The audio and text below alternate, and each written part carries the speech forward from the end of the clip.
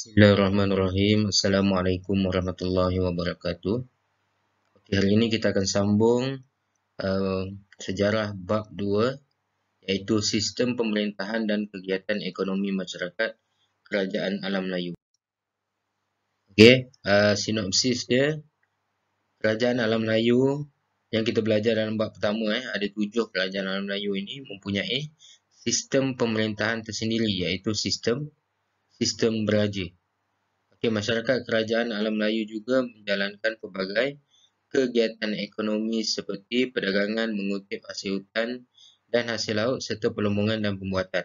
Okey, dalam bab 2 ni kita akan belajar dua perkara ni, iaitu dia punya sistem pemerintahan, okey, dan juga kegiatan ekonomi dia. Okey, kita lihat 2.1 sistem pemerintahan.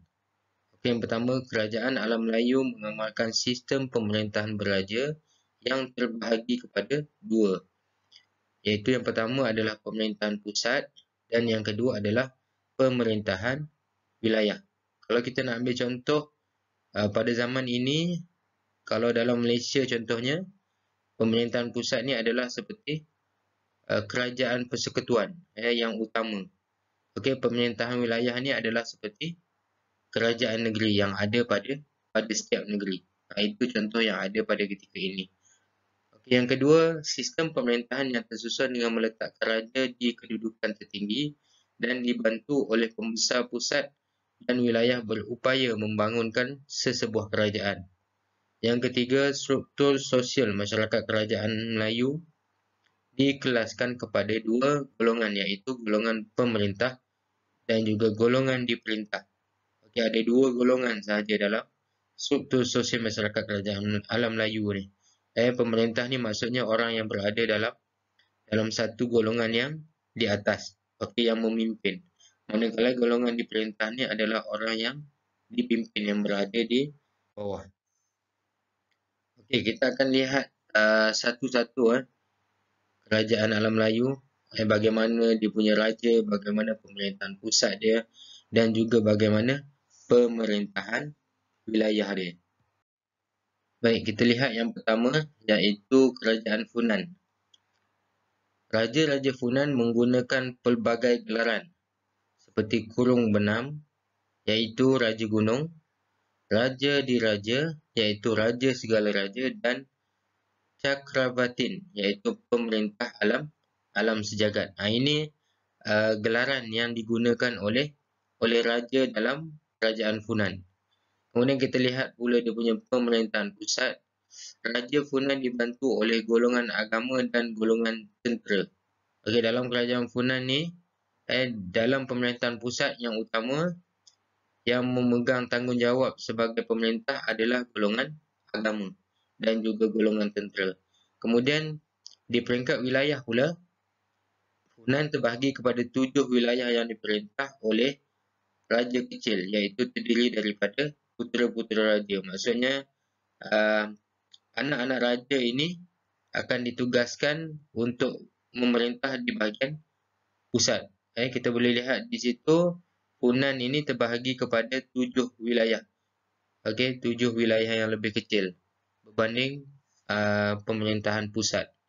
Okey, kita pergi kepada kerajaan yang kedua iaitu Champa. Raja-raja Champa menggunakan gelaran Raja Diraja dan dikaitkan dengan Dewa Siva. Pemerintahan pusat dia adalah Raja Champa dibantu oleh para pembesar.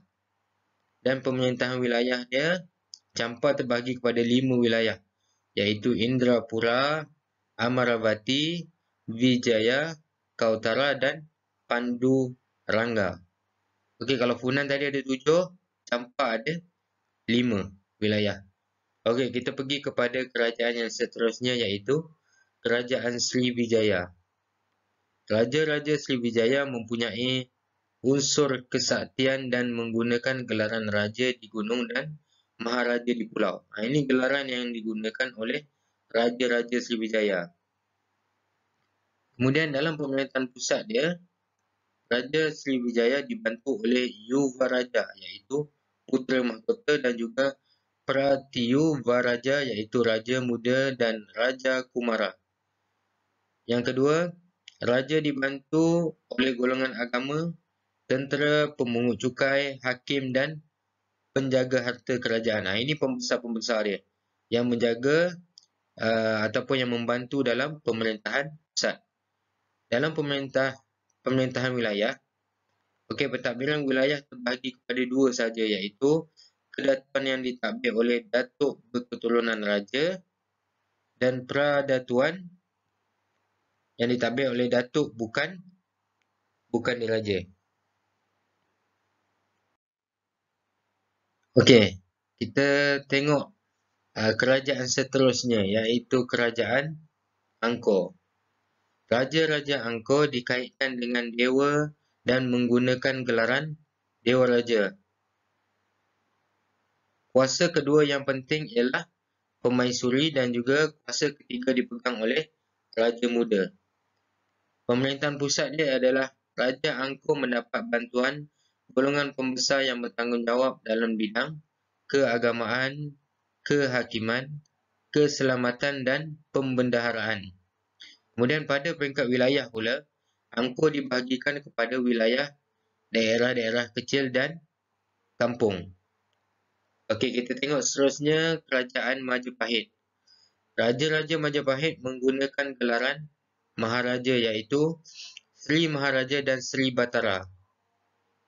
Kemudian di peringkat kerajaan pusat, Raja Majapahit dibantu oleh Sabta Prabu, iaitu Majlis Penasihat Diraja dan golongan pembesar. Manakala di peringkat wilayah pula, Majapahit mempunyai 14 wilayah yang tertinggi dalam kerajaan alam Melayu, berbanding kerajaan-kerajaan yang lain yang mana ada 7, 5, 2. Jadi untuk Majapahit ni dia ada 14 wilayah dan dibahagikan kepada kabupaten, iaitu daerah, kawadanan iaitu daerah kecil, pakuan dan kebuyutan iaitu kampung. Okey, seterusnya adalah kerajaan Kedah Tua, iaitu mempunyai seorang ketua untuk mentadbir dan mengurus hal ehwal perdagangan dan keagamaan. Cumanya kita tidak mempunyai sebarang bukti yang kukuh yang menunjukkan siapa yang membantu dalam pentadbiran pusat dan juga pentadbiran wilayah untuk Kedah Tua dan juga Gangga Negara. Untuk Gangga Negara, raja bertanggungjawab untuk membangunkan kegiatan perdagangan dan hal ehwal keselamatan. Itu sahaja yang dinyatakan dalam sejarah Gangga Negara. Okey, kalau kita nak tahu lebih lanjut, kita boleh buat penyelidikan sendiri. Contohnya macam Gangga Negara ini adalah salah satu daripada kerajaan alam Melayu yang masih kita tidak tahu dia punya maklumat yang lebih lanjut. Okey, kalau ikut Gangga Negara ini berada di kawasan Malaysia sekarang.